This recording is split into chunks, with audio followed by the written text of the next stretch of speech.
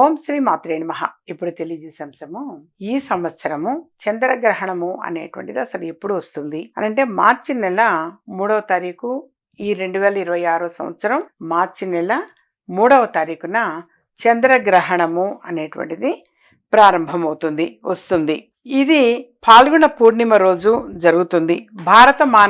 భారత కాలమాన ప్రకారము గ్రహణం మధ్యాహ్నం 3:20 ప్రారంభమై సాయంత్రం 6:47 వరకు కూడా కొనసాగుతుంది. అంటే మొత్తము 3:27. భారతదేశంలో చంద్రుడు ఉదయించే సమయము సాయంత్రము 6:26 గ్రహణం ప్రారంభమయ్యి సాయంత్రము 6:30 వరకు కొనసాగుతూనే ఉంటుంది.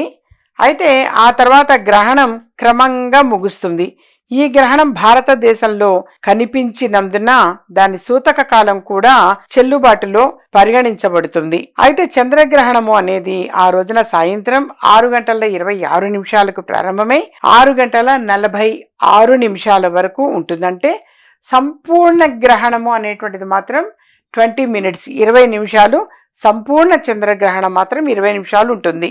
గ్రహణం కారణంగా సూతక కాలము మార్చి 3వ తేదీ ఉదయం 9:39 ప్రారంభమవుతుంది అని చెప్పేసి తెలియచేయటం జరుగుతుంది.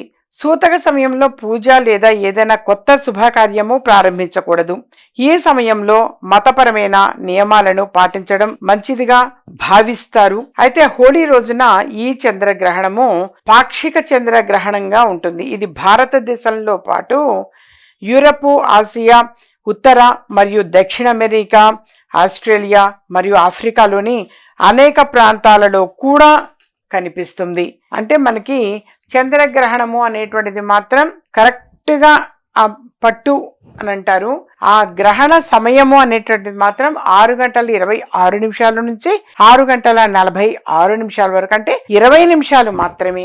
కానీ ఏంటంటే ఆ రోజు ఉదయం పూటనే అన్నమాట 9:39 ప్రారంభం అవ్వటం అనేది జరుగుతుంది. అంటే ఆ సూతక సమయము అనేటువంటిలో శుభకార్యాలు ఏవి కూడా చెయ్యకూడదు అని చెప్పి శాస్త్రం తెలియచేస్తుంది. కాబట్టి శుభకార్యాలు అనేది మాత్రం ఆ రోజున ఏది కూడా జరపకుండా అంటే రోజున మాత్రము మనం ఏవి కూడా శుభకార్యాలు అనేటువంటివి నిర్వహించకపోవటము చాలా చాలా మంచిది. ఎంతసేపటికి ఆ సమయంలో మనము మరి మంత్రం గనక ఉపదేశం తీసుకొని ఉంటే మంత్రాన్ని చాంటింగ్ చేస్తూ ఉండడం కానీ, లేదా స్తోత్రాలు పఠించటం కానీ, పారాయణం చేయటం కానీ, ఏమైనా సరే చక్కగా స్తోత్ర పారాయణాలు చేయటం కానీ ఇలాంటివి గనక చేసుకోవడము అనేటువంటిది చాలా చాలా శుభప్రదం, మనకు మంచిది కూడా.